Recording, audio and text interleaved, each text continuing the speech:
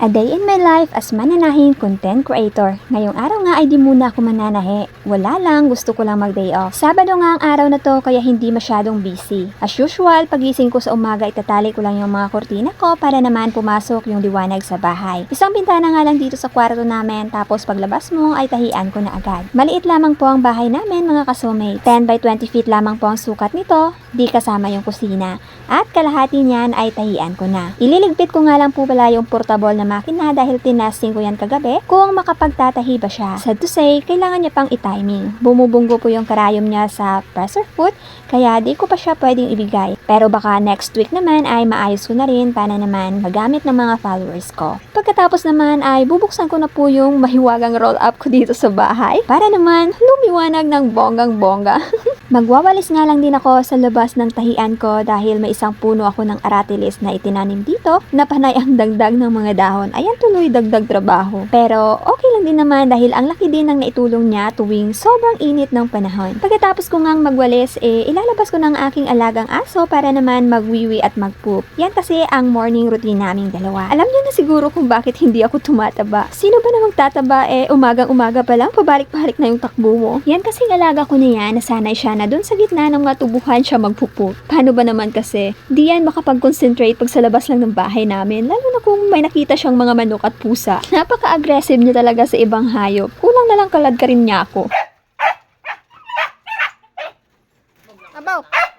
Pagkatapos nga niyan, itatali ko muna siya sa puno sa labas ng bahay habang inutusan ko naman yung kapatid ko na dalhin niya yung extrang mesa namin dito sa labas para naman mapagkapihan namin sa umaga. Habang nagtitimpla kami ng kape sa kusina ay napatawag etong asawa ko at umagang-umaga pa nga lang ay napagalitan na ako dahil sa suot kong short. Bakit daw ang iksi-iksi? Kaya ayun, para di na siya magalit, sinayaw-sayawan ko na lang. O diba effective, napasmile din siya. Naiinis kasi yan kapag wala siya sa bahay at magsusuot ako ng short, parang gusto daw niyang umuwi agad. Huy, ang landi. So ayun, habang nagkakape nga ako ay inilibot ko muna sa bahay yung camera. House tour ba? Ganyan kami kapag video call, parang nagliligawan lang. Pero kapag magkasama kami, naglalambingan. Charot, ang landi. Huy, hindi totoo yan. Ang totoo nga niyan ay para talaga kaming mga aso at pusa na di magkasundo kahit sa maliit na bagay. Pero normal lang din siguro yan sa mag-asawa. Ang importante naman ay hindi maghihiwalay, di ba? Ilang minuto nga lang din ay in-end call na niya dahil magkakape na daw siya. Kami namang dalawang magkapatid ay nagkukwentuhan habang nagkakape. Banding na din namin yan kapag walang klase. Pagkatapos ng pagkakape namin ay papaliguan ko na po itong alaga ko. Once a week nga lang yung ligo niya dahil bawal naman daw na palagi silang naliligo. As usual, itatali ko na naman siya dahil baka may makita na naman siyang mga manok. Sa una nga ay parang ayaw niya pang maligo, nilalamig siguro. Mga ganitong aso talaga ay mahirap mabasa, kaya naman sinasabay ko na lang yung sabon niya sa tubig para naman basa agad. Yung ginagamit ko nga balang sabon sa kanya ay yung sabon na para hindi siya kutuhin at yung pampashine ng kanyang balahibo at the same time pampabago na din. Pagkatapos niyang paliguan, nag-i-spray lang ako ng perfume para sa aso para naman kahit isang linggong walang ligo